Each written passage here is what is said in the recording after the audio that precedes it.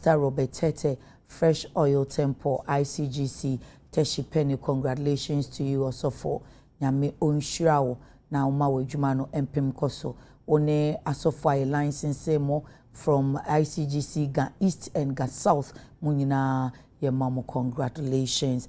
Nyame enkamo ho ewo na edwuma mu. Studio 448 enemo se membra na pacho o ye program na o pe pictures and say wa wo hwe na wa fa ho no wa ye delo na o pe se okotwa picture eya ko studio 448 wate omo East Legon Bawalishi oben star oyo hwa omo studio na efe wasisi ho kama nti utwa picture won so efe ho pe na utwa picture na ye bo onwom na o di hwihwiri na o di diasa o short ne beba no na ye fe nti ya ko studio 448 ewo East Legon Bawalishi stretch no eso ano pay daily graphics say Galam say President Mahama highlights progress challenges solutions na Oshia Catholic Bishop Conference and so for and say Edin Sadia said I declare state of emergency why na MYA said ye be ya ye be to me asano edi every call daily guide want to me storms NIB today after arrest drama utesi ebo nene no bi emawo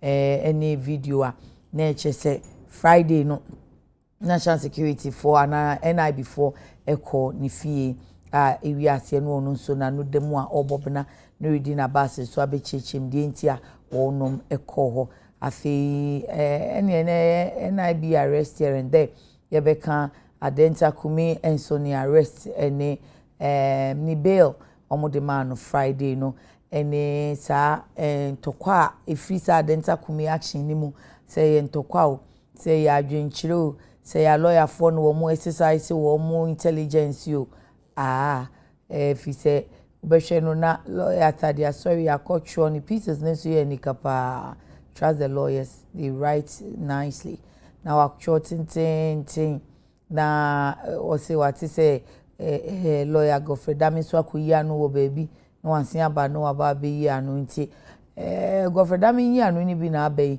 I live in sorry's mind rent free now Betty said tadia sorry so say crying foul say crying baby crying here jaye we no komano pay bidi eno ane ne ho nti eno a ene beka Mahmoud Kabori a spokesperson minister for lands and natural resources and afi Collins Owusu Amankwa honorable Collins Owusu Amankwa former MP Menchia North Nanaya Osapon a special aid to Chief Alan Chemating Iran so who could din se kuro na camera achiwe mo bad da wanka muti anse ho enchen so no wo mo beko me mamo achiwe no na dem akasa otamfo na manyofo na mo betina no wa na yo mutamfo na bia omokono amankwa no jai na ebedu ho no mo no ubewie no mo beso so be kiro mu se me nana nkanso ano no ye ebusua nana nkanso amate ye freedom na se yo dominance for mate chia dominance for no na hweye na ubewie ase no dominance na se ha na enye ebusua fie Kabori ti won asema na me mama ti mo wa bo anton wa bo abusua na wie si aka chem sa na abusua fi enti mo dominance ya no ko dominance ya koka mo be TV so ya mo be ko de was there to hear Chief Akwaba ye no ya papa ohun ti say nyame ado na anti again so e ho ye papa e de nyame ase Kabori me share oda o chia for Eleanor anti ageko America sa any opposition be here there be so tako o wa ban mu nyina no oh kodada any opposition by menu aketua no Dr. Kese o America nti sika ofi anti Argentina Ghana nyame shira no mama anti age evi mi want to be chief kwa Kabori ye share da a couple of times oh sir and so when you say me say na ye share no any akwaba o minister na ye hwan no honorable Emmanuel Amakofibua o minister na ma twena Lizzy cry promise honorable Lizzy promise me say oh me ne be kasa ma up till now your minister enye guy efumo juma na doso fomo juma say we yenso no abebo ya man ye say aha na mayedu enunti na wa palms na man bofosa wa be there be wa ba but I thought that's what minister minister ne ba ye wi a be kan ho asem enti ene galam say ye wan so na wo ba first Ere ka boy yenko. Ye twa fufu ama na tonkwan mu. That's right. And one say galamsey yi president say ekon ne nafom. Won sa baby amakon adu waka bia kwansidie wo. Catholic Bishop Conference enye de edi nkan ni. Prior to 2024 elections, akuakuo no bebrekwa do manu to mu say mun declare state of emergency aban on ho sabre no. Na afa ye hu se de aye so ano afa. Ye nyina say de tabuna to so okay woman ha say ni ye ko. Ha say ni ye ko say de ye economic dialogue, ye education forum. Think we say betime galamsey dialogue. When we fight against galamsey dialogue, na ka ye kama. Te o say amon pese mo be ye.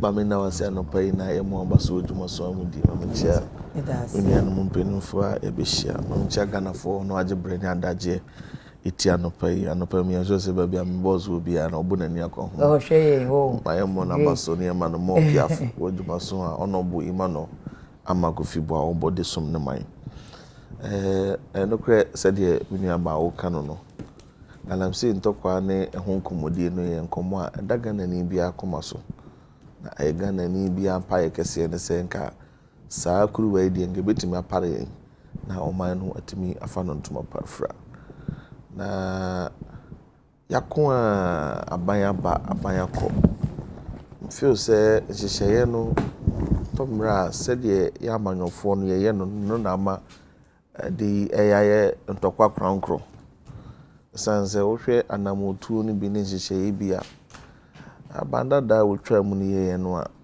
nanka wutie na no kasa de a nanka to bi atrimu se na wo pepa se wotu galamsey no ase nso adanse ne anamotu bi a efiri mu bae no na eda di pefe ase ano no ya yemienu ye odi ye de boya no ba ne odi ye de bibi foforo sanse galamsey yi se edi ehimpa de a ne ye manipa kwa ya mana kwase kwa biretu se edi ehimpa de a ne ye manipa kwa ya mana kwase subonten se edi ehimpa de na se nipa enya kukuduro akoye galamsey wo kuru ene kwantempon ho a edi so azubo ne bre ya setram na aban ba no wo so wo kosa okun na oni mbotin se kwa biretu no kwan ya bedi fa afaso ase no ene so obi ba wura kwaye no subonten ni bebre wono atifin ni wonsu no ti e wo kwa biretu okay nti wura kwaye no mu kran no wasa alter the integrity of a subonten a enda ho no ti Ghana fo bebre ni even ya na e wo position ka se sa kotobekum mamra aban ya otwa mu ko okofa ba ye LI2462 okay ma small scale miners ho akwanya sa afedie ebitimo ba wura ye nkwa biretu no mu na yakwakwa ye afumagudie tu no yefo se ema galamsey no ni enya hoden na edin him nso ewie sa amra no in 2022 all security attachment ya yedebo ye kwa biretu ho ban nyina aban wo ho e withdraw ti afi wo mo ye no kwampa o wo mo ye no kwamboni na afi wo no afa ye kwa biretu no nomum ye ba ye menua ba at the ministry relevant document available document say kwa biretu be ya ha mienu ne de wotwe 288 ane ye won emu adua 99 de na chese galamsey faji aboso a won ase no depleting over 5,000 hectares of forest cover. I see. Say a kind of football pitch about 7,500 football pitches of forest cover. I say no, just adani sirimu asase ebiebia sisubio. Tinehu insua Ghana water video any omo hye stability level chese so no said na poto yetie ebetumi dia fan video ni enya bia no mufie between 0 to 500 NTUs no e buy no through the southwestern basin there so bi say bonsa no ne wono aka no na stability apeja ko between 5,000 NTUs to 12,000 NTUs and the la France what say bonsa treatment plant ya dum no na chese video ho krantimi enya monso no me enya bi no waka kakrawa my so these are the gravity of the situation we here sa LI no yes president yes omo amende no na bebia mampani no wo ho kwan se obe grant say that's right kwaye we de mo betumi akoma kwa akotu whether legally or illegally yenyin feel and CSOs ni say there bi eno kra emwa yen enti yifri ho kra revoke it eno na kosisen no kreni and now me no can say I am happy to report say nyame ya domo a ene parliament reconvene eknam pa ochina yep omo reconvene a processes bi a de ko ya nanke ye ko amend ye ko sankra sa amra no e be ye de sa process no beto ho okay na ya she process for France ya fe de di imra na fru ho kra ti ye benya revoke yes it's going to be total revocation of the law and not amendment of the law and ye Ghana for any beji yes because sabi I see the ultra side nim say na chia okay e dey amendment nkomo by Ghana for no atwe adwen si so say nkomo dada no a na ye campaign aprobo bo share no dey na revocation yeah and unti na say ma sabi enkwanta yira Ghana for and I think it's to the interest of all of us say ye nyina behwe na kwae no kwae mu obi wuram no wakonya adwen mo ne so de be say and this kwae bretu so nyina some make this a great move we yes, quickly omanfo na complain so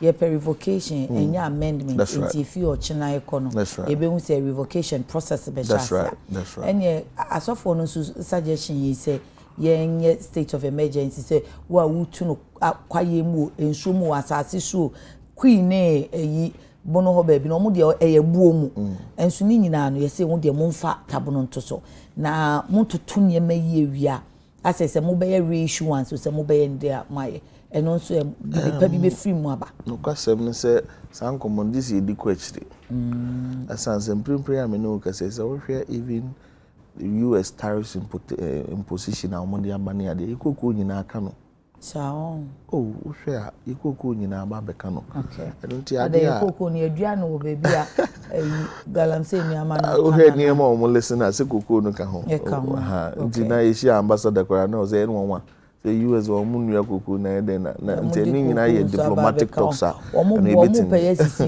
na gold de tabo de bin na so bi ti se wo yere ne ade okay enu nti anim ya na wa hunu se gold kra na abo ama yesi do no ahoden no yetimi yeden epejam se ye ka se ye de total tabo to so na se obi kra nkutu ne yenya bi akoton enu nti no e wo se ye di san komo no yie enko fanzo anzo bone so mre ye economy no aye chichire no it also mean declaring state of emergency no limits even civilians in this whole fight na no ada apoye mantem kuro bi efre ho akuase na mabunu no atikuru mu ankasa bo awura kwa bruto mu achana fo a omde bone kwa kotu sika kokoi no omo atimi akọ yiro wo makwa ayiro mpaka sekade bodam for do makwa prosifonsa.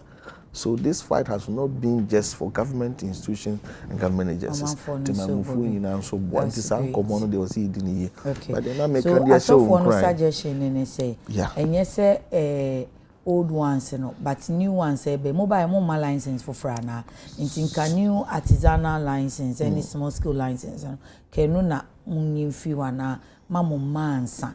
Na mo streamline dada no e wono dada no emu ekwa didi maya si enka foforo mu ti dada na e mayen how dey amon hwe ntoto enu yie ansa na mo be sha say issue new lines. Exactly what we are doing at the ministry. Oh so we know can say buy issue a single license, not a single one. Yeah total reformation of the licensing regime. Yeah catch you say we ya wona onya adwen say mo issue one single license. I'm from the ministry. It is if there's any contrary evidence. The catcher said, total disorganization of the licensing regime. You talk about bringing Abosumi down soon. I did think a assessor license for with no regards for due process. Company considered that was a first with the licenses. Okay. And all those licenses said them after 7 December stand revoked. You just licenses in Nina. I feel you have some could be more licenses that even before 7 December no. Almost ye omonkrata mu hwehwemu na ni gise mo me se enye nkrata no kwa nye be hwehwemu ye wie nkrata hwehwemu ye be ko wadwuma mu hankasa ya wo ye adwuma no yes ko se onya nsunsu asobo ne bi wo kwa bretu so onya nsunsu asobo ne wo nsuo so onya nsunsu asobo ne wo kuru no so e ko na nkrata despite everything nkrata nyina papa na wo operation no is not sustainable, it's not legal, it's not responsible and also you bit imagine so I then aje onkrata from say no bi na nam so ma hwehwe mu ko wie ya iko hu say akonta mining niema o ye ne ntwa hie eno ti ya gina so a revoke akonta man and license so say preliminary investigation dey akwa baby amuhu say eniama te say sa Western North or tano nimri ene yenua be my list was say wasati eku ho mutimi hu say ade we hayen naka mo de tabona to safo no so de otu no legal de otu no illegal mu nyina na task force wo ho no mu a kronim no yentu nti se nhwehwemu na mo ya mo ye wia na say mo de license ne be ma bako se mo fa ma eno so because as e bra mo gusu amom ye mo nhwehwemu no otu no se still na or cause devastation. I think say as on mine I was say medical you're conscious of our state as a country. Now you think that you're conscious? Yes, baby I no. Me feel say baby ejina na emunya mresha more than.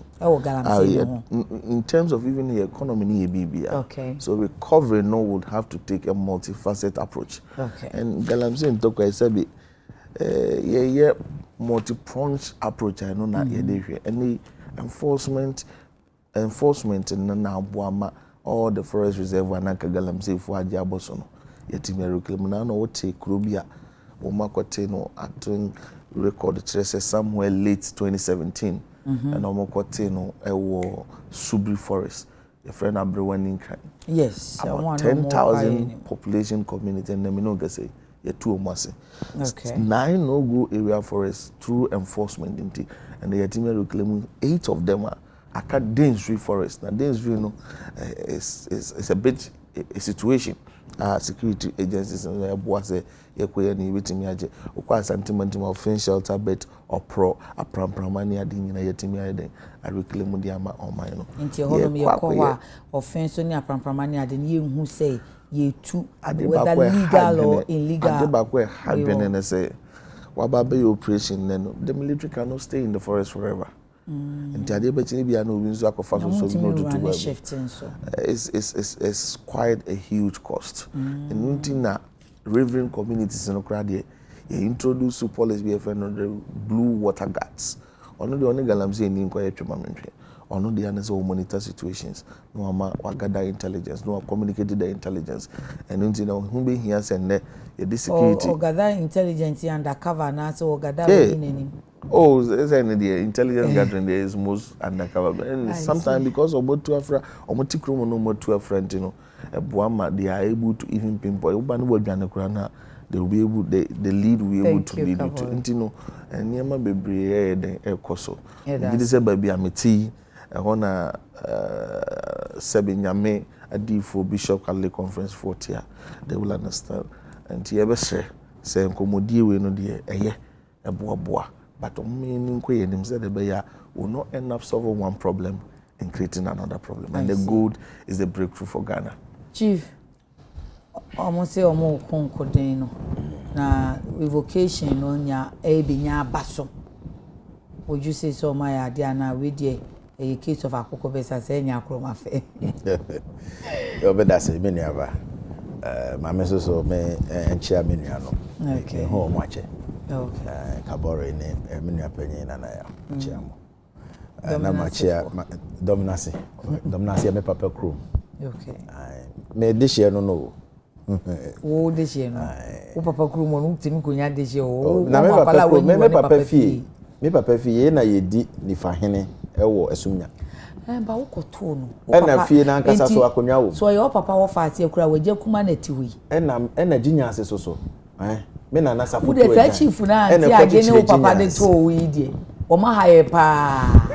Wo be fa me na nasa foto e jan the first. Yes if you cross worry, ono no teach ginya ase. Yes if you cross one. O ma ende mu kwa no ba ka chief ya kaka say kakra. Okay, o de ye be ka bi ase. We are no okay. De ye ma yose. Oh ya. Yes chief. Say me hwe me nua kabori. The dimi na the posture no pain. They ka Galamsey said the was here to me.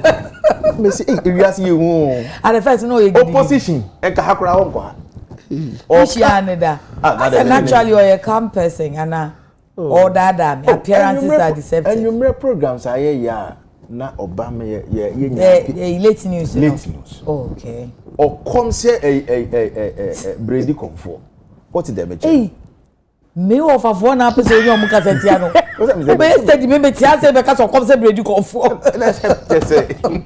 We just say na come na no. Who dey say bread come for na je no me offer wo.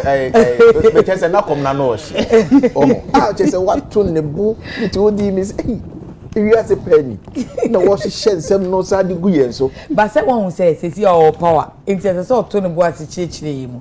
Na ne chie mu na anya ode. Oh, the way na oyigu abanda da ne so na ho kakra na. Oh, so any man pay attention. Because them na wo kan kra na ne the omanpanyin hia bishops no. Roman bishops. Ai ebo bra kakra. Oh really? Yes. Why any because omanpanyin kasa no omanpanyin menim data no so de kasa ya. Okay. Omanpanyin gina so say Ghana had officially declared forest reserves no. 288. Okay. And out of 288 no, the Omo encroach 44, but okay. Mention 88. No, I said 288. I have you near the watch. No, Debbie. Oh, we no say the Oma say no. The Oma say no. You talked about hectares. Yes. You use 8. No, can mention 3 figures here. 288 no, you got it right. Okay. But all your propaganda no said they are saying no. Okay. I said 44. Okay, so the abeboy ni. And you 44 they are saying. Forest na it's saying they were horses here. You have 288. Jabro for them no. I have you know the watch more. Okay. And I say for no afa adua 99 no mum. 44. Yes. Oma fabo so. These 44 no na me say almost say over 5,000 hectares. Okay. As the total football pitch was about 7,500 football pitch. That's okay. What I said. Chief Pacho, until I clarify. No, so the clarity here, and it's 16% and no more degraded. It's been degraded. What you say?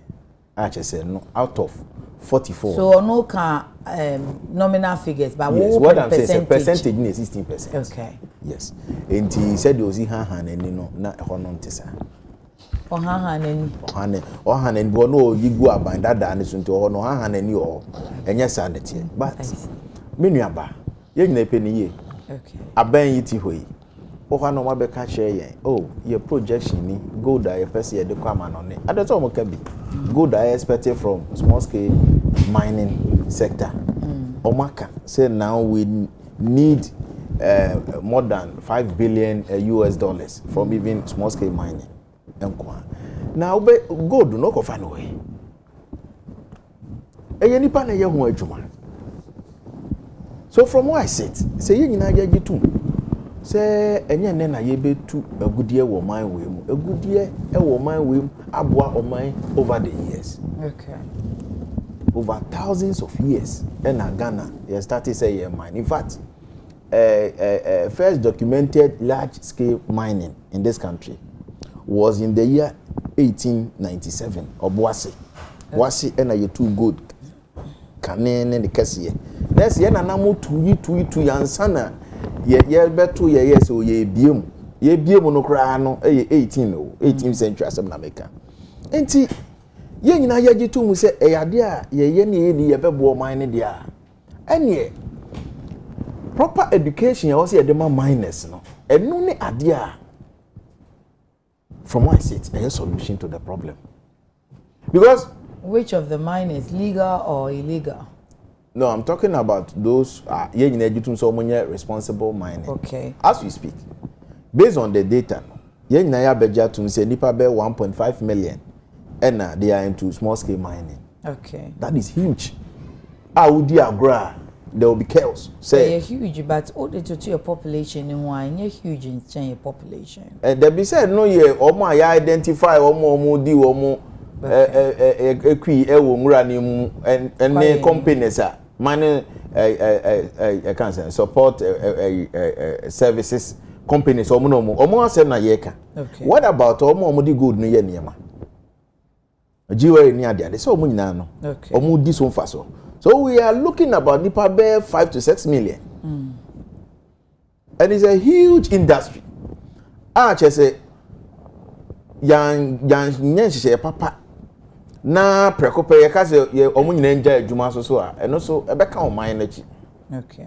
E be ka o man na chi. Actually asofo ni susu ye ni say baby a devastation akoso ho no yenim se kwaye we e wo kro we so asɛ omatu ama na sɛ no ɛne ɛsɛ wo yɛ registered mining firm kra an entity I say train na yɛnhwɛ sɛ de ɛbɛtoto yɛ niama awie nti ya suspend o license so that obi anya kwan operate if you say bi mo no so a yes o we do our license nso no wasan yɛ gala ne ka ho unyini se bi enu nti na sofo no so sa you see bishop conference for no say you declare state of emergency in devastated areas o my penyin say o enuru ho na no my penyin church some of the intervention omo ba be bosomi nan omo so di egu akwam ne ade okay but you see yeah that I hundu ade yeah that I hun hwe say see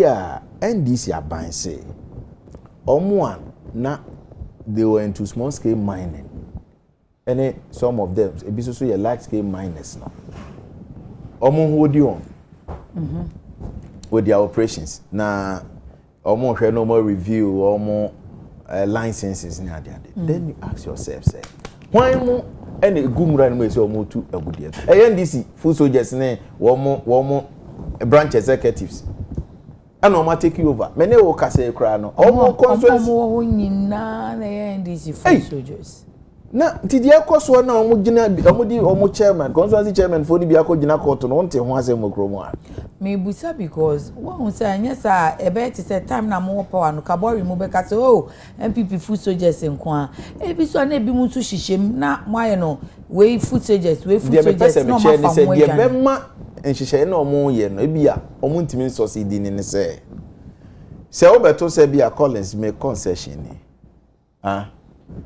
e wo say wo de me ko okay so ma ye bibi na enya oh na de na wa ye ni si but say no wa be pam me afiri nwura ni and our party members are taking over and omo no a wo ese forest esi a no omo a wo say nsuo no NDC for no na di mu akotene enti wo say ni wie na later aba frame me catch say aha na ye de ma wa say concessionaire na ye buy no ye hu say owie ye kra no wa ntimi a reclaiming lands no they say ninti no ye charge you for so and so a you are not being fair and sincere to say nipa no enti wo say ka ban ni nya botre na buy no ehwe hu no say why mo e na no mo required license ananse mining lease omo ye adwuma now udieni auditing no say na starting no ba wo me pam wo mo e mo nkofie e mo take over and later we recall wo for them some na devastating environment that be eti NDC abana fail so fail of course e ho kwan ben so se de wo mu nyina ne se enipa no a ye pese ye so mu ne ye ka se oh ade wo ye de share won sa no ye hwe se na be responsible mining ba ba ye no wa pam no na unkofo no ye no wo wi out e be catch o mo say places are omutimi make arrest baby okai abdwani nkran na wo tanonomy forest ni mu no omutimi akopam omo ne ade no wo de ani nyina ka ho na still o ma faili abdwani nkran no sa community no we nefarious activities ekoswa it goes beyond illegal mining sebi omo ho besi brand niema bi wi nom ne niema bi a oti dem che no bi mu sa kobokro no esa be edu omo ho be hihye ho enti se ho no de sa ban ko ho na ban say sebi o tu ho no ase a I can't begrudge the government because yet now MO been taking advantage. But say, okay, so offensive. Maybe say, "What can if you no. What I'm saying is, no. Listen. What I'm saying is, if it must be done, it must be done well. Adiana wo ye no. O pese o so nkrofo mu. Ba nkrofo na pese o so mo no. What na ho? Ama wo party members no I take you over. Okay. Enti e man ko no be ye den. Enti ho no de on that score no, me feel say aban wati. Then again, water gas minister no we committed. Me personally I know him. Okay. Anya say obesun ye ninti na meka. What is the major? But that one ko obesun ye na obi a wa so you committed. Oh, he's my friend. He's my friend. Some of them major. Oh, he's a nice person. Honestly, he's a nice person. Kofi Boa was a nice person. Yes. Okay. It me person also CD. Okay. Me person also CD. Oh. Also CD man one no succeed ma Ghana. Ghana. Okay. Yes. Me person I want him to succeed though. Okay. Because who him? Yeah, say ye nyina ye timi tu sa illegal mining no ase. Na say ye miners entity no almost start engaging in responsible mining na odo be hu fa so cry mining benya ba entity e be na binder da na farmer okofa community mining kra by say the be anka obi a ogalam say o ma amnesty o de surrender na bra na ye mwa na ye regularize o say u be sha community mining mu aye mokuaku ye mu say ni nyina didn't work. You see community mining scheme under section 88 and 89 of a year community mining scheme. Yes, I cover free year me no as a mining act. Was it 203, right? Yes. But I nyina ne say aban da na MPP aban na dwene hu say aden ne yenka say ankrankra small scale mining no ye dia man krankra na bi also so ankrankra no Ghana ni no oni sa capacity na obetimi de procure required equipments e dia ye say adwuma no nemu ye ka omu nyina bomu a we de kakraba eno na e ma aban da ne kofa eye community mining scheme no e de buy community mining scheme aban da ne de buy no and this aban buy also mo hold on na ye be ye ne cooperative. Is cooperative different from community mining? No. But say aban buy no ye auditing no we say okay ade ne say community mining ba nipa ba ko na hijack ni nyina nipa ba ko na bia be ko no na sponsor site ni nyina ono na ebia pit ni nyina wo sponsor clearly no na aman entiasia bam anamo aban ni tu but we dey entiasa in fact the Ghana government launch here man for akọ participate based on the same scheme rules no sike also omutua na aban we ba na aban ni say mo hold you na. What is the government telling the people? Okay. Let us say one man crofo aboka ti dia meme susu ne say sa community mining scheme no there. The government must restore it.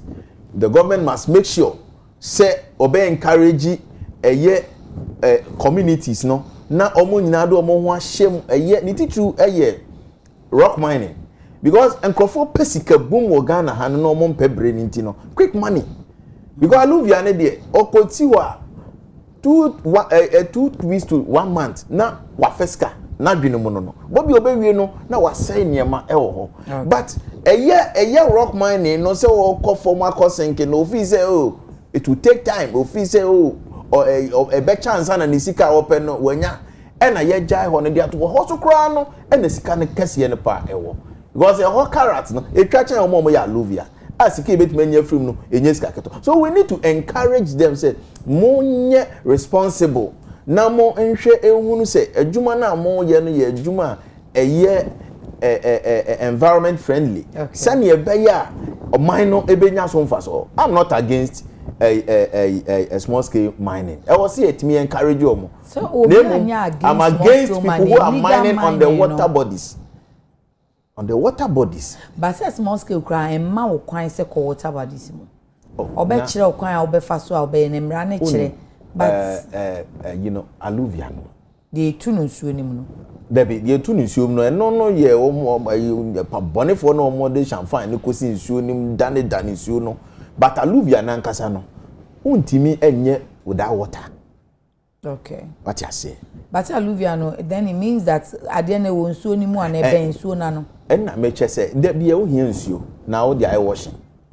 Some of them meche. Tenti e be kire say wo be ti wo nsuo na wo be create. Enti responsible mind no na dey o say e hwese ye ko hunu say nipa no say responsible man chief enye brofo ni ye ka. Dabi brofo ni dey di huni ade na wo ye no ma hunu se asudie bi da wo so a wo de ye emra da ho eno na make say ye nyina no as people ye kofom ne ye to ye bo ne re engage minors no emo ntete papa they need education. Minors in this country, lot of them lack education because obo okra be okọ mine ne kra no look it hasn't been proven by geological investigation say indeed sika da deposit or ha o ma so a what say ye yeseme na nakoko ho na ni no aye basa ahwe nsuo ho na gold ho education ne dey baby akokra bi gold no concentration nya wo na wo eti ye educating ye won is designated areas ye mine I'm telling you say sika Ghana be free gold no e betimi aboa ye akwanua asaso na mo kwa ya fa so ye ho ne dey I'm afraid Nana also we are afraid and we know kwan foforo so ehunu kwan foforo bebre so okay ehunu de wo ho se ba kwan fa so a ye pese ye na de a di kan mechia ona ma chia mi nuano mo so la ma chia yura Alan John could you tremantin say last week na Mavic Granny Odi 105 me honey videos or social media yeah na ye mani chinkwa yesre nyame ahonni nyame de hira na wie ti say ahonden ni enkwatenten ana still a yesre ma no okay say obekoso atena se na waka insurance aguye so na ye mani anananum so beba be hunu se ohwe ohun so yi na ofanyame yi na obobra pa se bibia mbebomu a utimi nyini che se ahai muzeze ahai that ena muno so te okay eno di bibi boboma na ba na sa nti ye bebom pa ese ma bibia mbebo don cross one tna se ma eda oba me five free baby a bishops no edi free ba no but now sana no maybe some linia say kabori say minister you pushing no man declare these galamsey sites any forest areas no security zone the guys will declare as security no go areas that is a buffer we use here but in security terms no they just will declare in the security zone they just okoho no mo asrafo any you are watomra yeah me security expert only a security expert security intelligence analyst thank you okay what is the fundamental difference between a state of emergency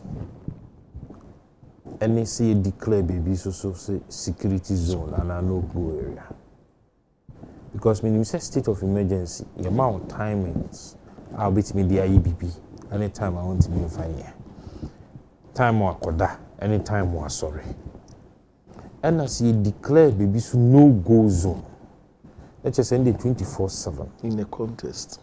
oh yeah of course I say For purposes number one is temporary, one is permanent. oh sir na make for temporary state of emergency and what me call within a certain time and you can say a no go area na security zone let's just you need an explicit permit to be able to even walk past the place let's just say forest no wahala so ukuru no kura wo forest na chia when share and I want nya permission I want to mean for munko that's why I say in a contest what you say nti you people should be able to explain to them to understand say when they have declared a no-go zone it is even much more powerful than when you have declared a state of emergency. Yes, I agree. In those areas. What I say? Because he has declared no-go zone and a security zone area. Who remember Asra need to be able to because he did kind of caution. Because he did kind of caution. What I say? Until we should probably be able to educate young bishops in the context in which it is used within this framework. And yenka areas now they declare no because who declare state of emergency now a be affecting other areas but when you chaka ma say forest we enkum enkoye hwewu ukwa asrafo ni bedi what I say I was some mutimi ba na mama yesa enti say number 2 obeko number 2 ni so na me back akra ansa na said there when you bring two person say omo communication no in sisisu ye papa and also say they will be able to do themselves. Pay attention, brother. They'll be able to do themselves some justice if omutimi chire anamontu omotu no ama asofo ne Ghana fo hu say any omo ya ade mpo dada the crap brofo abakamenya what yes eno ne re eno na makai so omutimi nya abotre chire mu ya enti ase no boye adwa na de tosumienu ohun say omo bishops no raise issue about reclamation of your land no what yes okay. Me tie minim say mo take steps including the Ministry of Interior any defense and making statements towards putting in structures to reclaim almost all the lands in the forest ahead. Yes, no. That's right. Ebi mukrama state some of the be recreational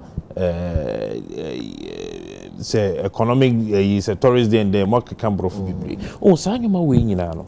Mo ye wia. Eye mo masade. Some ba e magana 40 years say ene ye kono. Na mo magana for so ti ase say emum no. Ye we nyina no. Small scale miners. Ya oni ye be ya adwene. Say ya redraw omo licenses ni bi. Enye obia. Yeah, the great transformational plan, okay, and so is stated as part of your 10-point agenda towards natural resources, gold, galamsey issue, no say. At least dating back 10 years, you redraw licenses for auditing purposes. Oh, say, oh, redraw be now JPA. And then I had confusion about it. Now, didn't I say 10 years or more redraw, and say. So would you concession na call and say can assembly would you concession I say obi ho no mu a okokoye oni education intina wo say kire de say gold wo ha gold ni obi a wo concession bia enim say gold wo because oji lease no omo de ansa no be kwa go through that process ni na so be concession and lease no na just why ye background work bi ehunu say so ye exploration and am gonna say una mo come brof obi hu say we prospecting to exploration but for prospecting whether or not there is gold in it or not ansa no be kosa process nim sa di akwakwo gi sa license ni nyina no onim dada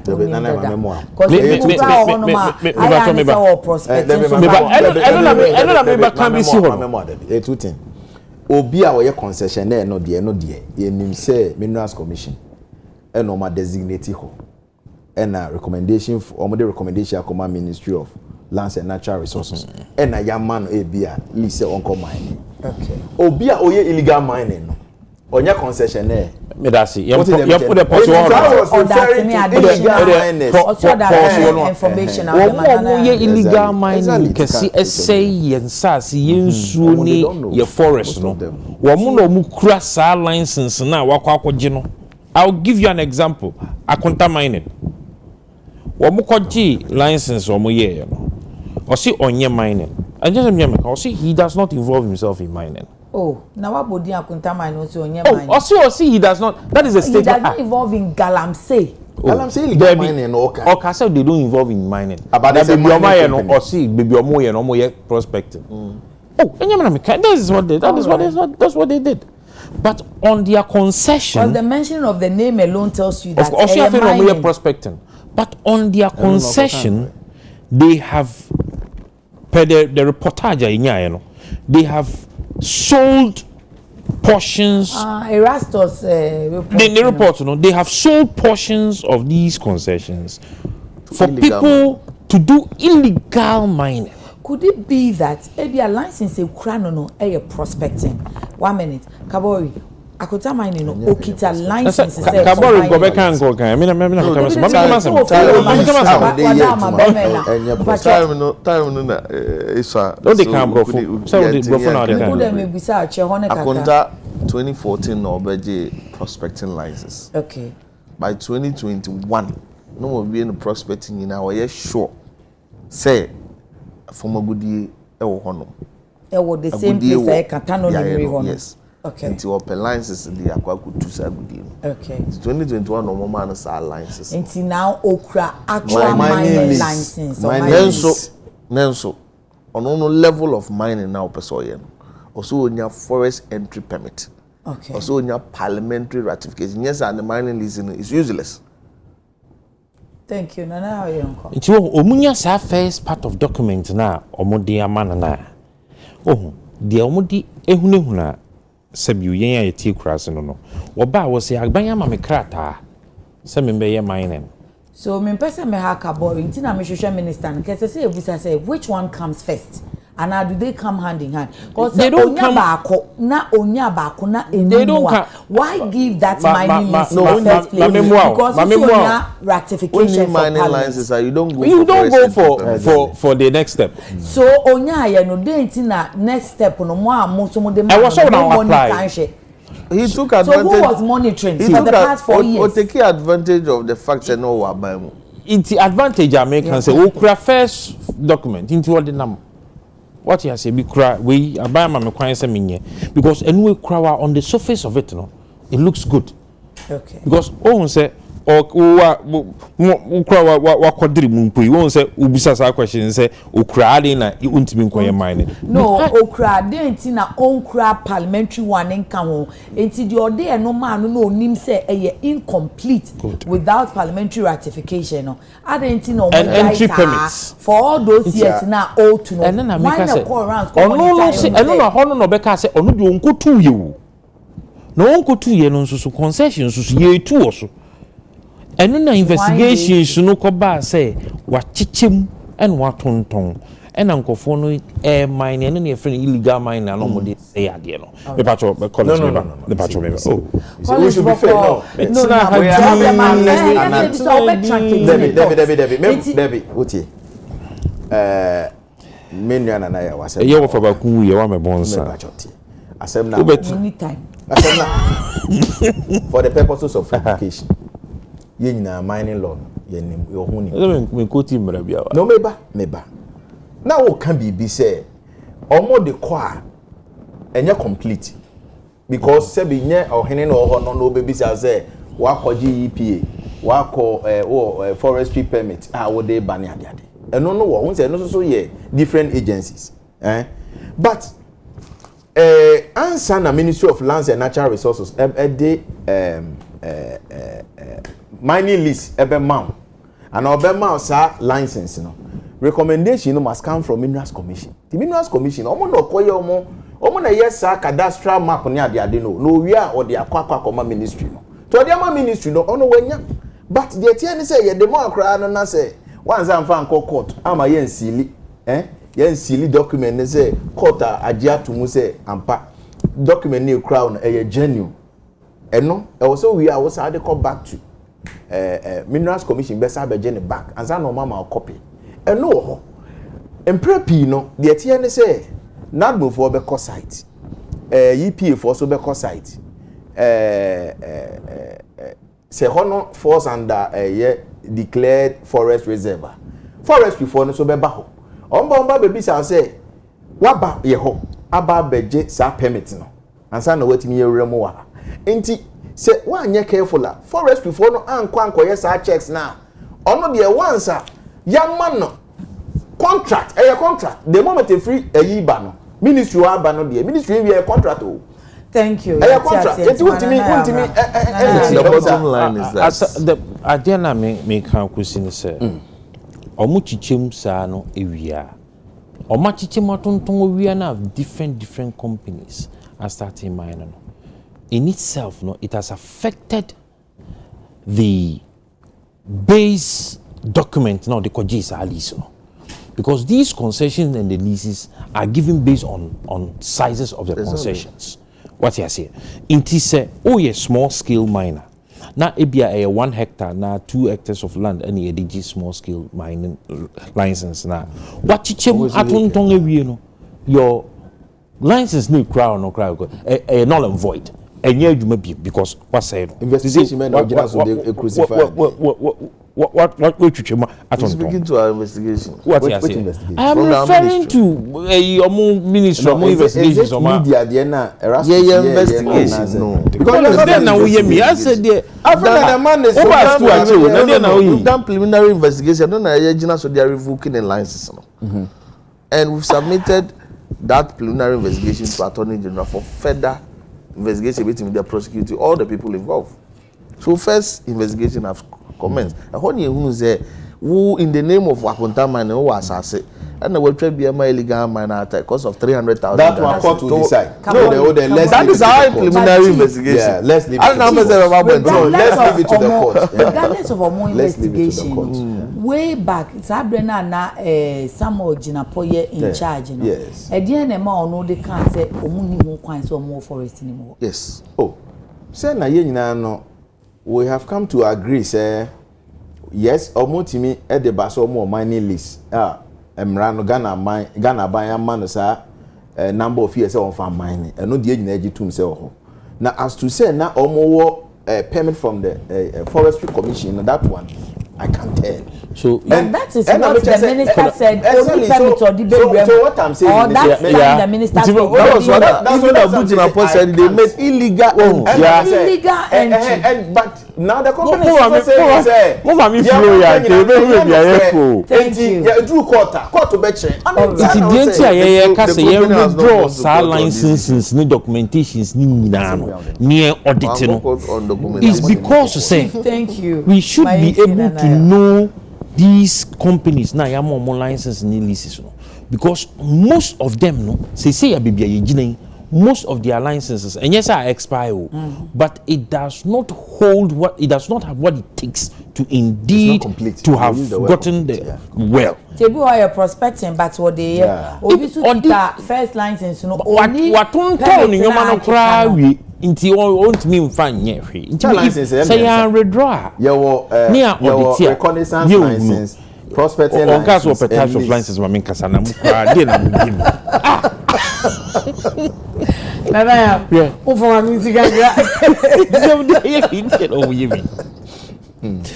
yeah yes for us to deal with this matter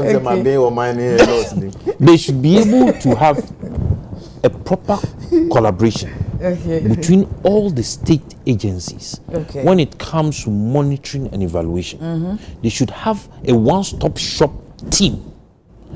Oh, the omuno kasani nyina no so be deduce here. Forestry for your meduma. Okay. Minerals Commission for so na mo your monitoring. Lands for so omo team omo so omo sorry na say ya bom henya no so mapige omo no so omo. But if we have a one-stop shop, sure, where ebia ene team A ye kono your forestry ni wo, your minerals commission ni wo, your national security ni wo, your obia wo na se ye interagency collaboration.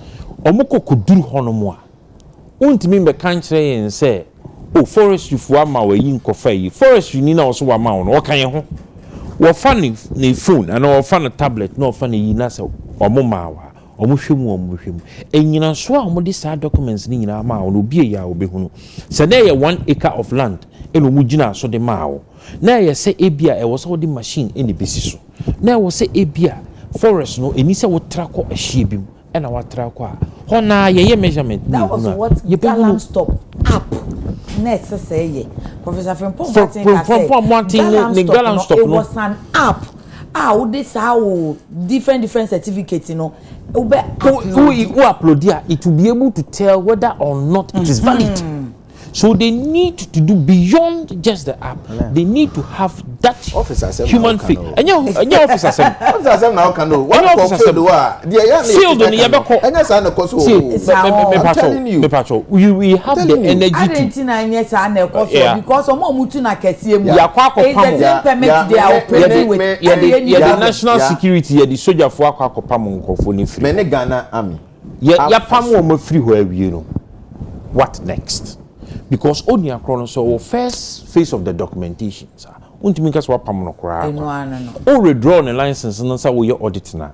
So ukohwe na se bibia da na akwan so a documentation wise paper wise office you know wontimi nka say waje on fa mani biem na emom wonti nkofo kokugina ho na enjina so ne nhihye ya da ho wani so ne nyoma na e wo se de ntia wo di sa license ne ma no kura no so wo busua e ho na woni ne ka thank you that is what we should be looking at chief for back na yen cut topic 2 and 3 ebom collabo one krama connected NIB storms want to raise house for then after arrest drama or want to miss storms NIB today after arrest drama. I struggle to eat and pay my kid fees. Want to make cries foul over account freeze, house raid, and then NPP slams NIB over Adenta Kumi's arrest. Yo, ya me that's it. Na ya unim. Debbie. Ya akrache for no. Yam fan she trim say. Eni ma ekoso ewo nwura ne mu no. Nya sa na ya na ye hu no no. Say ya na ye be fly drones ye be. Oh fly drone ewo hene. Forest ben. Enuana nkasa kra no shady omo from omo operations omo ye obitimi etimi the next excavator ekosha baby ase ne etwa ye aguso o fly drone kra you not even detect the bia ya pack excavator it no media me pese me kire say monitoring be ye adwuma ye honest people na ye ma no kra enye ne ndie ye bia basa dia ye betuma boaboa ye ho now enye adwuma ntina me say I'm afraid say you best succeed no oh na say chama want to me and no be call NIB so over the weekend what to say NIB for no storm in fear chama no say Ghana phone sorry chama want to me nko NIB uncle I'm surprised say Nkrata most of the papers no ka say or report at NIB unko NIB obeko CID okay police Ghana police okay headquarters okay criminal investigation department of Ghana police okay service okay, so daily guide I think 2 other papers also reporters even on internet enye NIB na oko okay na oko police akoye den oko assist in an investigation in connection with Akonta mining say Samra boy environmental degradation bi ni niam bi ho de na ye kan ya nkomo no kotisin mu no de na ye kan ti omra na o me assist wo mu in an ongoing investigation okay into kwakwa boa wo na de ntia me ne sure say de ntia papers ni bi ka say NIB ni say NDC for no ye omo so omo free NIB ekofie ho bi kanoni ye kakra na mamenti wase me person say ne residence or no okay one will say Ghana police service and there someone no there we all agree eno ye sononko enti eno wo ho ansa na storm na eba Friday enti NIB ho no de omo no omo frɛ no say na emomu no mia menua tapsoba o ye liaison security liaison officer ewa Ashanti region okay eno no ne NDC for no ekọ o mhihye kaka moto bi a chese o mo ba chese stormy ni fie ho me inform to say the before ben bra there bi mpacho asa before mo ba obi so what is the measure say dia haye kan ya say enti say sa ase o mo ho yi but o mo ko ye den ofie nti are you saying say omo a omo ko ho Friday no na enye NIB for there be tie ni ye eye officially no eye police for na on the 19th May omo etro chema want me say on appear omo office eye police ID headquarters okay regional headquarters for I think it's national say national Accra Osu okay na o me assist o me in an investigation asem American what you say and na chema want to me etro dem a on say I'm sure say omra dabe omra 21st May 21st yes okay letter no na ye letter ni dated 19 okay and na 21st almost say what it's a 3 days time yes okay and no otro de come on correspondence or de come out o mo say ono nkasa na ne ho mfa no okay and no based on medical reason or be appear on 26 which is okay it think away the kenye issue Okay. Cry was a more coyes drama no Okay. Into a hoka cry. Into Otroy and police is on Sakai. Of course, almost Sakai. A man no more chance than Obeko. And of course, once I remember. No, once, sir. Watch me. Now my reply. Say unjin too more. Silence they say is good in. It is a unjin too more. So better. I try the abasa bia 26 no. Any police for no ne call honum on the 21st. No, what I'm saying is police for na bia ohun omo hono de. Omo no de obetima ka say bia wo anyina de ba yen. Response are the man yen. Yen yintum. Okay. Enti ye baba befa wako. Okay. What you say? Name mu no na yes nothing to do. Wa boy bi mudin say no mu no ma hwehwe omo nim. Say any police ne call. There be tie ye niam mienu. Okay. Me say police for there. Omo de omo to omo sa afre no. Okay. And no sure say obeba ne. That is understood. Good. And I mean chess as a police for no. Ebi omo your adwene say what can buy am fa. Okay. Enti ye beba ofie ho was it 21st. And no more 23rd, that was Friday. Exactly, and no more Friday no more. Okay. The Friday no more yen. All man no more can call no. Almost say almost free NIB no. Being led by a security liaison officer in Ashanti region. I mean, we are paying a large tapsuba. Me na your politics ache. But it's a security liaison officer Ashanti. Yes. Okay. All money dear. Some rant here na no mum do na yendisi for.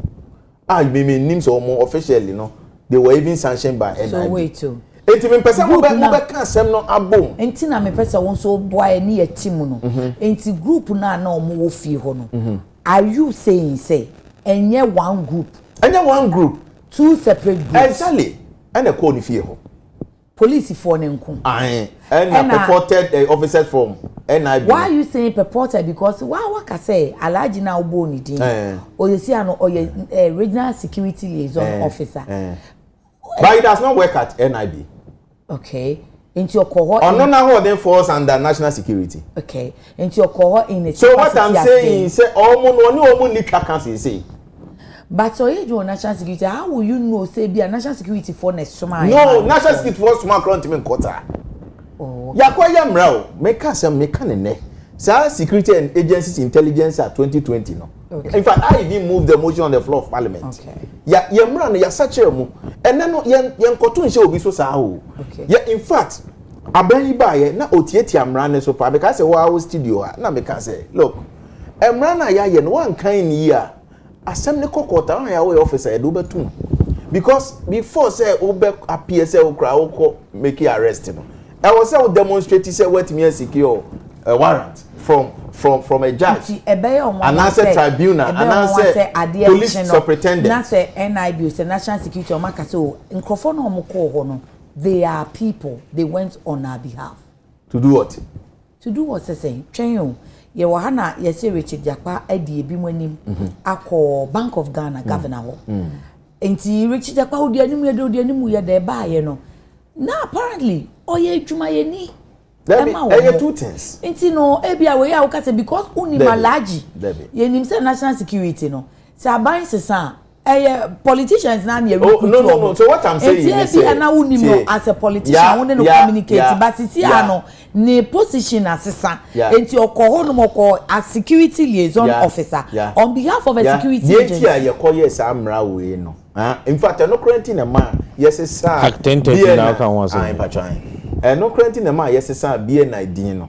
Because you won say BNI no a Kani Bureau National Investigation no. Na wo BNI na ayet say kakamoto bia aban di hunahuna amanfo na yes tebi. E wo say din ni kra na yes. National Investigation Bureau. Ye wie ya no ene ye sache omo nyuma a wo mo ye no. Okay. What is the mention? Until no before say wo be kokochi obi kra na say ukra warrant. Sebi ya chair designation. Either say we obtaining from a judge, and answer tribunal. I get it. And police for no police superintendent. Chairman chairman say lead of the police team no. Me say based on letter me intercepted from CID's office. Almost say Chairman want to me Emra to assist in an investigation. That's the heading. Well, I know they are now. A team no more call last Friday, no. I will jitum so police for the any dear a beer. Nay, and letter na call ye na or more anti as anything or mobile, no. And so, or Timmy whom chair say, Wayne and a year leader, this officer and a year leader, police for a bar me ho. Oh, yeah. I say me very simple. Sabi Ghana Police Service aba. Na in connection with letter Debra say bra wa ma. Ebi also made the correspondence aba say me ntimi emma on so and so date. It makes sense. But police for me say gintum. Tie, eno ye police for no. Many problem. I don't problem with police. There be to don't confuse the issue. I don't have any problem with Ghana Police Service. But my problem has to do with Alhaji Tapsoba Diena.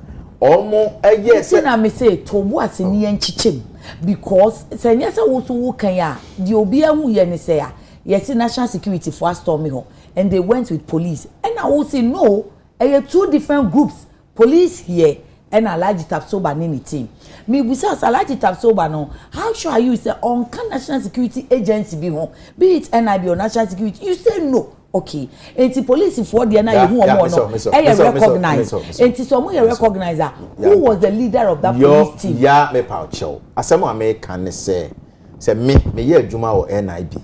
Ana say me ye adwuma wo FIC. Eno nkyere say metimi akọ account sum say just because I'm coming from financial intelligence center. No. Don't worry. Before that point is what make let's make progress. There me person me genti me condemn the see and say me say when it comes to police, many issue with them because almost sanctions are someone.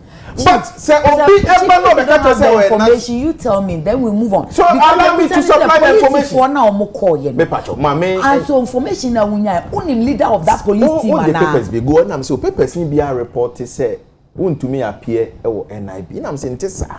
Enti mama supply with the information. No, mama to myself. One mama me kasa wo so ma no sa me pesa. Mama nwe masem me pacho. Chief, what me pacho me so me pacho. Must stay on. Dear me can say enti no me so. Thank you for the information. Information no mama fan to what so mama. Dear me pesa me chira ni say. E ma obi anya ne ho say or national security. Thank you. When I been to obeti there. I want to make. Because that was so yes, Nana. Oh, there was no intimidation. There was no aggression. Okay. The only problem I Ghana for to do our me cry me wo. Eye NIB before almost share a bimu a share max at the core. Oh, see, they are not NIB. Which yina yakwantia. From time one, Ayawasu West Wogon. They are not NIB according to his information. So me na make a massive. So onye adwuma wo NIB. And onye National Security Coordinator. Okay. And onye head of National Investigative Bureau. Okay. What is here? Oko security school. Awo oko Kofi Annan na nazo oko armed forces there. I don't belittle my intelligence. I'm not belittling you. I deal with intelligence. Or your private security analyst. No. Is that private security analyst. I'm a politician. National Defense and Interior Committee of Parliament. I don't have a problem. I deal with intelligence. But yeah, Kasa says you are private security analyst. No, but that no. And then I will shift goalposts. May shift goalposts. I don't know shift goalposts. Me see, say you Kasa, we are private security analyst. No, the immaterial. What the point that you are very immaterial. What I'm saying is, what I'm saying is very realistic. We need to get it out there for Ghanaians to understand. What is the message? You don't say on the interior please very referencing very referencing don't mention name Chief Collins Amankwa. I'm begging you, please make your point. Let's go. Number one, CID4 and a troll won't me. Okay. And I'm inviting someone with the ongoing investigation with Akonta Mining. Number two, won't me never wrote to CID. In his own testimony. Okay. Or see, what frail police need. Okay. Two different things. Or see what frail police need. Ebi ana me na man tisa brofo ni. O kan brofo no kan chi. Na police need any oni ni di nkomo na o kire ne mu se ne ho mfa no. Okay. But the point is police for throw. Inti se wo adamfo mpo wom ana woni mpanyini na. Enye phone na afa frɛ no. Who responded in that formal context in which they had approached you. Okay. Sane because sa police ni na oni ni di nkomo no need to mean same procedures na da hono. There is a criminal code or a lawyer for more friends say 1960, 30. Right? Act 30. Act 30. There is a procedure in it. So if they found any doubt in your canon, that's what we invite you na say ma. So me ba be fa wo. Nti omuko omunya fa no. Ana asa fe wo chire mu ne to ma so omu ja no. Ena CID for ye nyina ye nim. Ono at 10:30 na wo ka no. Any other criminal acts, any other provisions that can cause an arrest, Ghana, security and intelligence also gives the opportunity for the police or any other security force that needs support from its sister agencies to seek for it. CID4 any seeking support from NIB. Is that the but the information I also have. So the people that were there and your politicians, keke. They are NIB. And your NDC food soldiers. That year was Wagon. And your MPP food soldiers. Nkofo yo mukobo alanchamantini power upper east. And your MPP food soldiers. Near Jitum say, now omu state agencies. A ban is saying will be share NIB atade. Now we know how you need to say NDC food soldier. Okay, thank you. No, Mami conclude. Conclude beautifully, Nakabori. In a very simple way. Na asamna ewo let us not politicize issues. No. The issues of security. Politically exposed person that yes, we all are politically exposed persons. But for how long and to what extent? And ye bekoswa say ye politically exposed persons inti say asemba ni akojina radio so na yesu a governor of the Ashanti region obi ehia permission and san wa bawo wo kuro so aba ye campaign na nyesa obemi achi no ede de ye frɛ wa usu debi we are all and listen let's be cautious.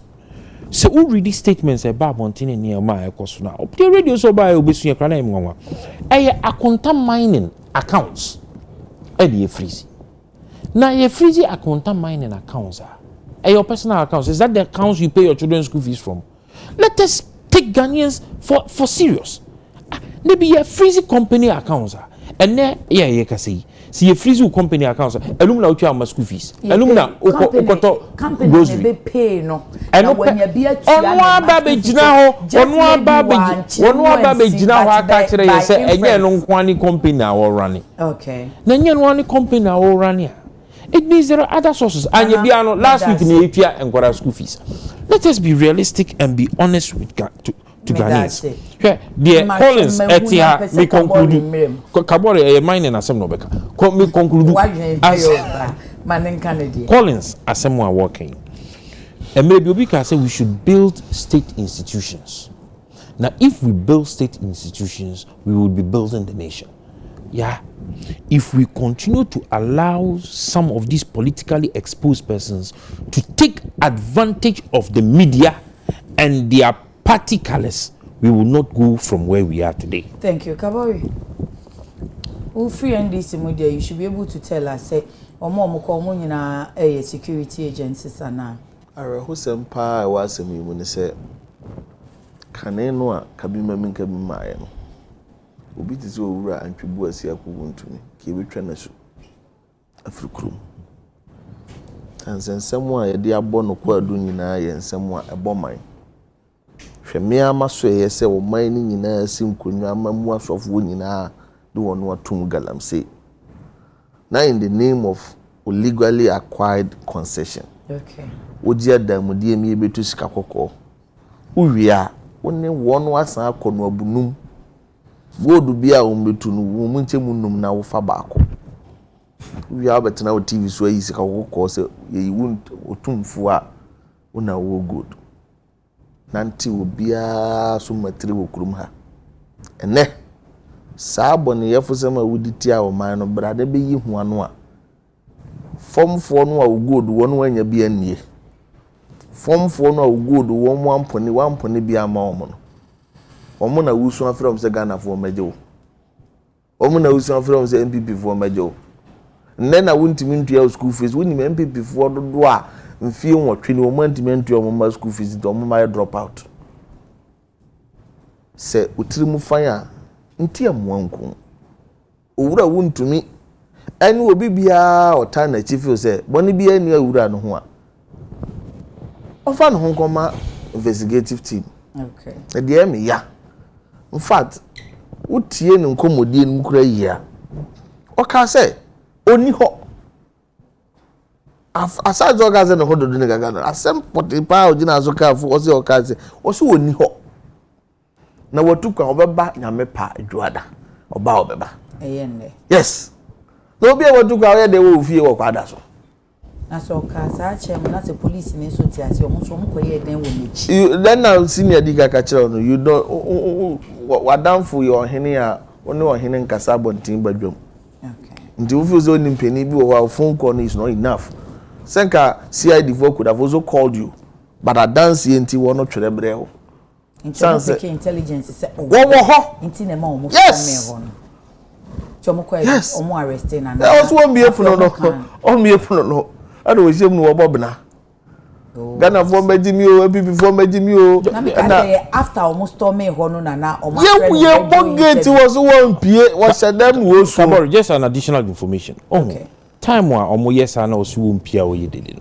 It was after during that noise no and a lawyer for ehunu se nkofo ni abre. And omo ko CID.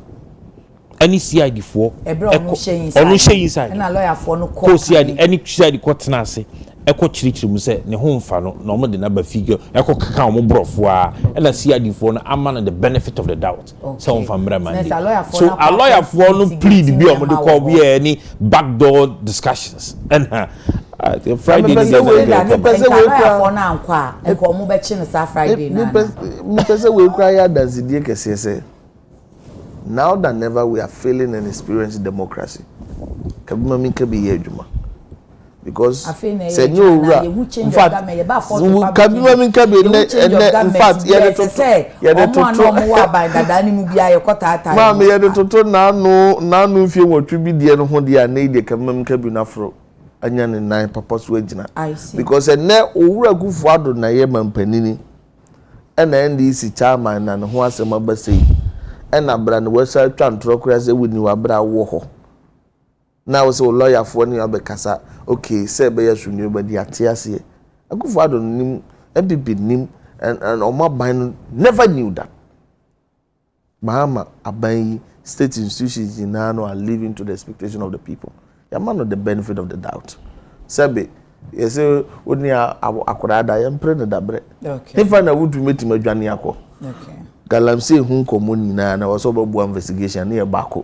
They told me, 8th January 2025, Sika 55 million be a call account to in the name of Soaye Koku Roadwa. And for due process near the ODB according to securities near the insurance now. Also about investigation. Exim Bank $10 million Sika Oji is all the Kodobro. Now my food sufficiency. Now Buama Kuroi in Nigeria and the Padi and the Buafon. Also will be hunter.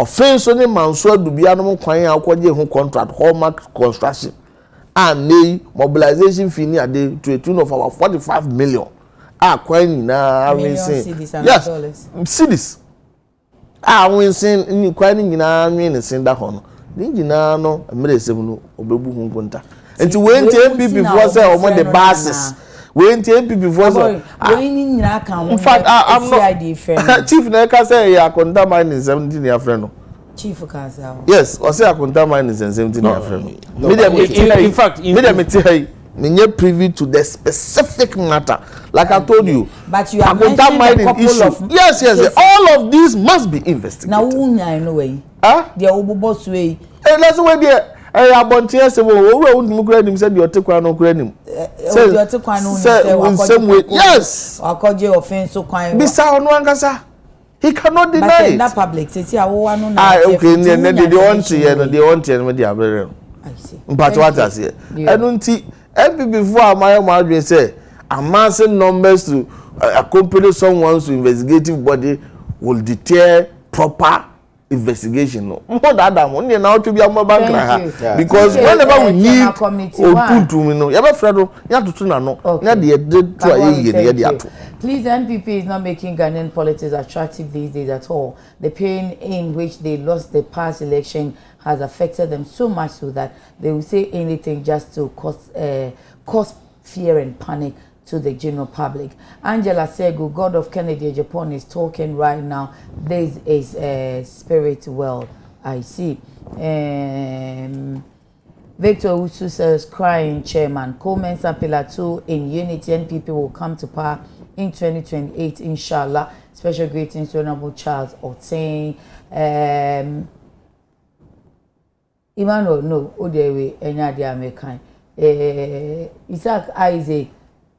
On so maskepel inache say oh ya attack Shady Mare debi enti said ya any dear ye be ko so kakra o my dream say adapetwa kwa no mu betwa me mamu twa obi adapa enti na ebe ya ni say nana quick 2 minutes na yen sorry so dame any tadio sorry a lawyer for me no so die from Adenta Kumi.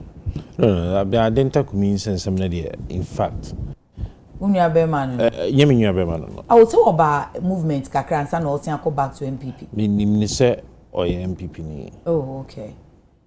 It is a monarch, Adekye Nsroma initially when Oba movement and also go back to MPP. One shed a massive Oba movement. Oh, okay. Oh, say when there is a transition and from Abibri, Ebem. Okay. Ano emi say ano hono mo a na okutwa ntro say wogi nipa mu 6000 eni omu nyina de akọ na mekoye Facebook post bi I see me say owo asojafo 6000 na ekonba na utiemu chuboy na wuntimi nya century 100 troops emo mo meboa na nipa 6000 na oni omukoye no ukofa omu let us be serious as politicians. Okay. Na yebe yodum see and I've said it. They say time wa yebe ni fie si e kwa akofa no. Eye ono ne yire minim say ye ne yire maami wona ono ankasa no maami dia maami penyina no kan video. Maami penyi meti say ese nti ne yire maami. Omo pen na omo bob na. Okay. So omodino call BNI head of quarters no omodino NIB headquarters omodino ko twiri mu kakra no. Se omo maka no mo abonten eboa se bi ne firi. Okay. Se nka omo alo na lawyer ni ntimi amoa mo ma anyima ne bail a. Enka sebiu ono nko na nka obdem. Na nipa de sani de bia de meka ne se o ya de na wadwene ho wadum suko. Na wadwene ho yi. Buyer, restaurant, and your public space. Restaurant be a public space. Okay. That day no cancel. No, that very day, na me wo meeting be or restaurant be or cantonment. Okay. Me koko duru ho. Na young man ya ope no pe MP ewo mwasi umantem ho baby emu se muntaka ho zo baby na oti ho no ma ankochia no. De me kan kusi ni se bi anka me koye na me kochia na me ni ko di nkomo. What you say? Ena camera eto me so na ye capture ya. Ebi o mbeko kakase oni mi akwa akushia. But the no ye madam fo a no no so to the other side a ono so ye MPP ni. Meni no kugina hodi nkomo. Na eno kire se meni o mahyehe ho se ye akwa akushia na. Thank you. Sa nyoma we nyina wo si se ye ma wo kwan se kokesa. Okoye program bi. Person me promote this program no. One of my old journalists Ibia Nancy Warrior.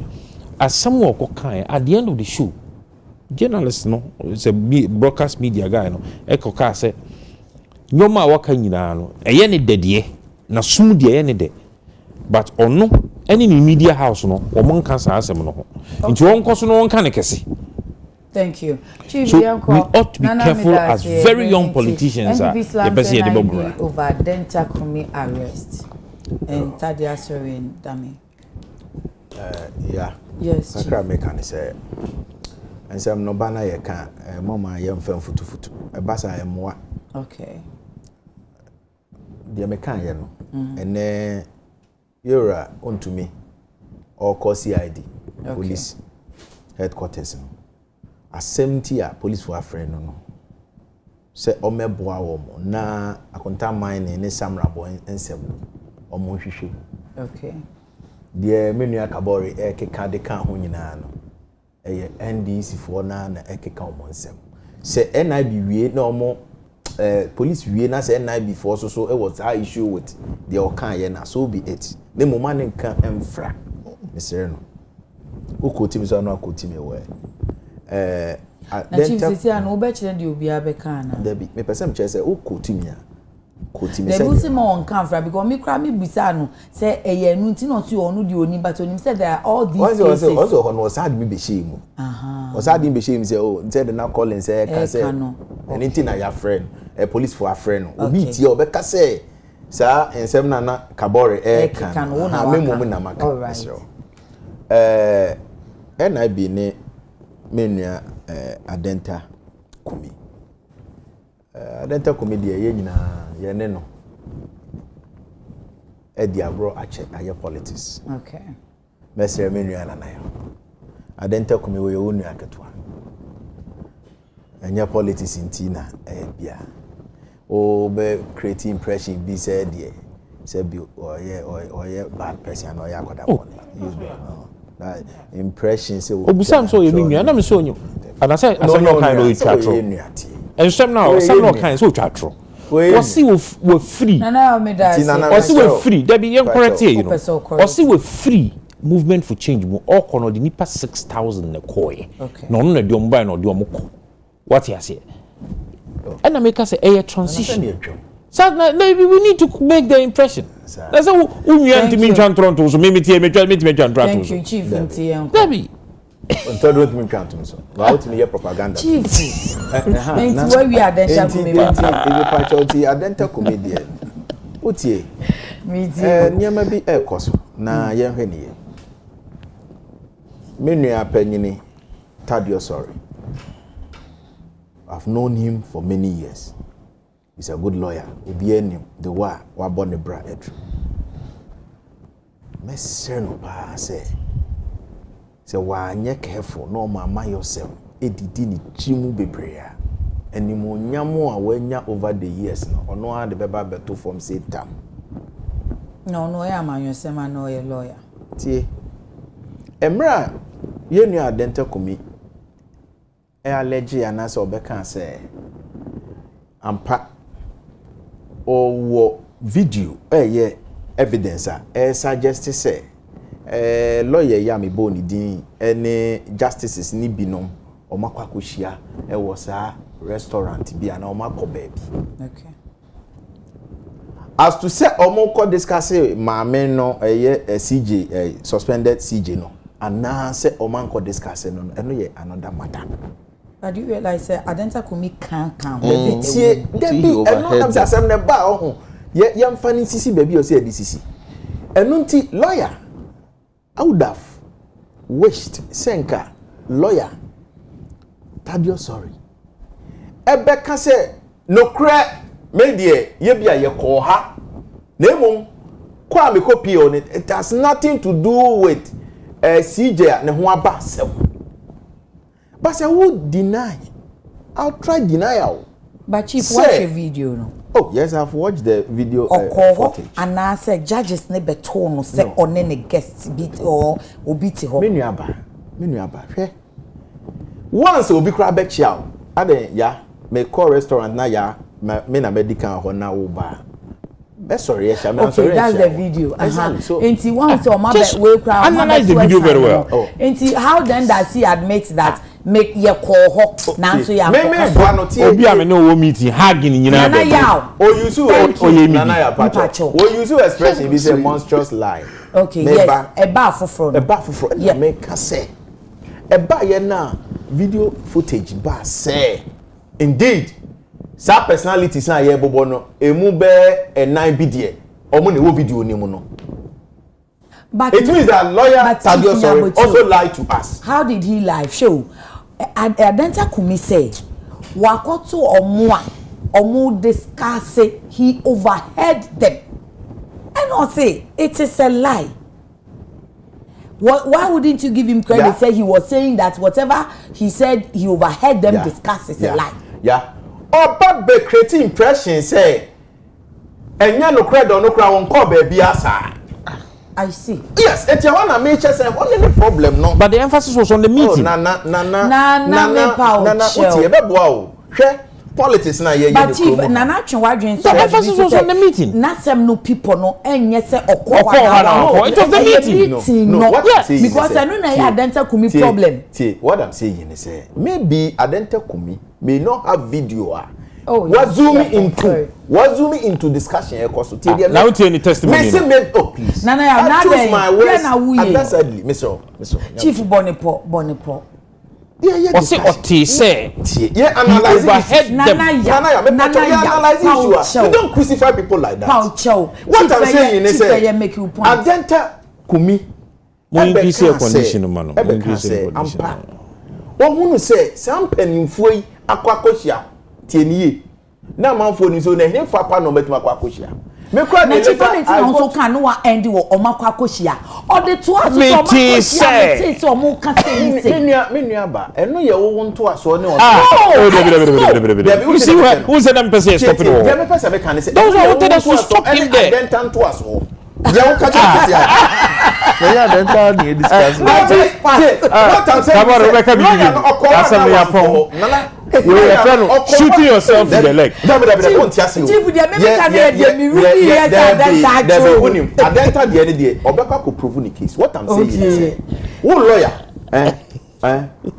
lawyer of such standard na say ye the asem po ato so na wan kasa wuji tum say honestly eyampa woko ha. But the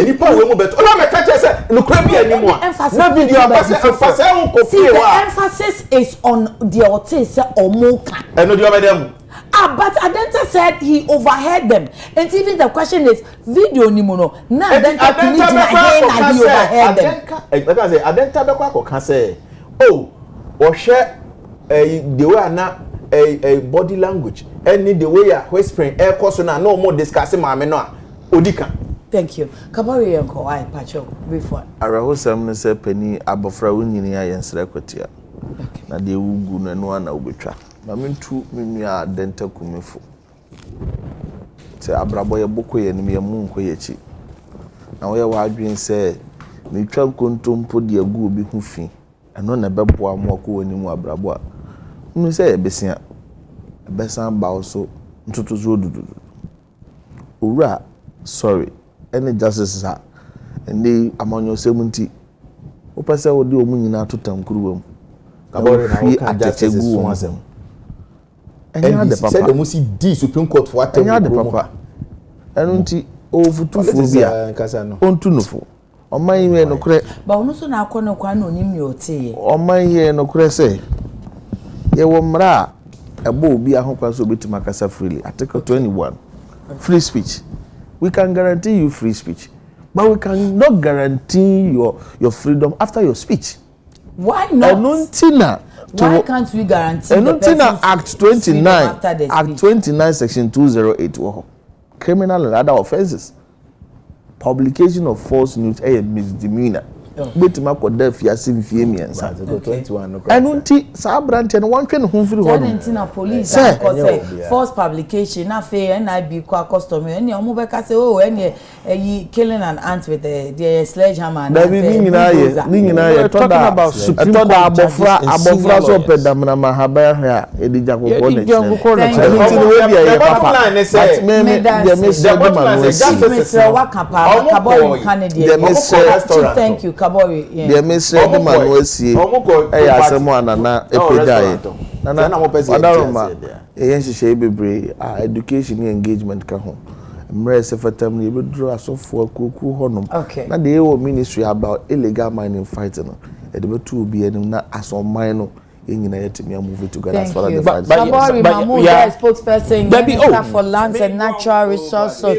Honorable Collins Osuamankwa, former MP Menchia North, Nana Yalsopon, special aid to Chief Alan Chemantin, Pacho Azalvo Gneshematadie, Medazal Associate, me for Azalvo 0244 155 266 0244 155 266. Immunity, the Mama Z News and Beauty. Obe friend 055 3837 Yami Adumo China Adekye Nsroma Besiaba.